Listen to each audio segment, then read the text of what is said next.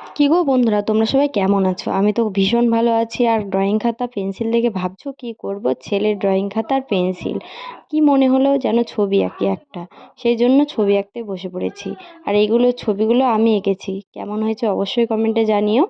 আর তারপরে কি একটা মনে হলো যে ছবিটা আঁকি। আর সত্যি কথা বলতে আমার সেরকম কোনো কাজ নেই, সকালে রান্না করেছি, রান্না করে আমি ভাবছি ছেলেকে পড়তে বসানোর সঙ্গে সঙ্গে আমারও হাতে একটা প্র্যাকটিস। কেন বলছি বলো তো, ছোটবেলায় আমি খুব ছবি আঁকতাম আর আমি খুবই ভালোবাসতাম।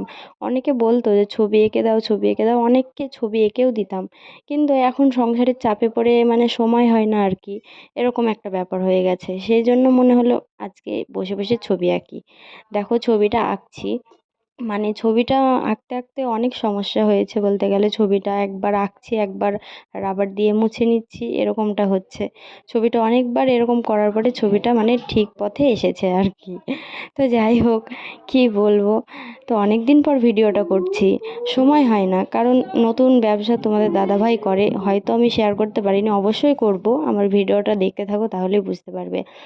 তো যাই হোক, তো হচ্ছে ব্যবসার ক্ষেত্রে পড়ে না, সব কিছু আমাকেই নিজের হাতে করে দিতে হয় বলতে গেলে। স্কুলে যে ব্যবসা করতে যায়, তো ওখানে ছোট ছোট বাচ্চা আছে, সেই জন্য চাউমিন, পাস্তা, মোমো এগুলো সব বাড়িতেই বানিয়ে পাঠাতে হয়, না হলে আর কি হয় না। বাচ্চারা কখন হুটহাট করে চলে আসবে গরম তেলের পরে, সেই জন্য আর কি ভয় লাগে। সেই জন্য বাড়িতে এগুলো রেডি করে আমাকে পাঠিয়ে দিতে হয়। তো দেখো, তোমাদের সাথে গল্প বলতে বলতে আমার ছবি আঁকা প্রায় হয়ে এসেছে। তারপরে রং করছি। কিসের জন্য কাজ নেই বললাম বলো তো?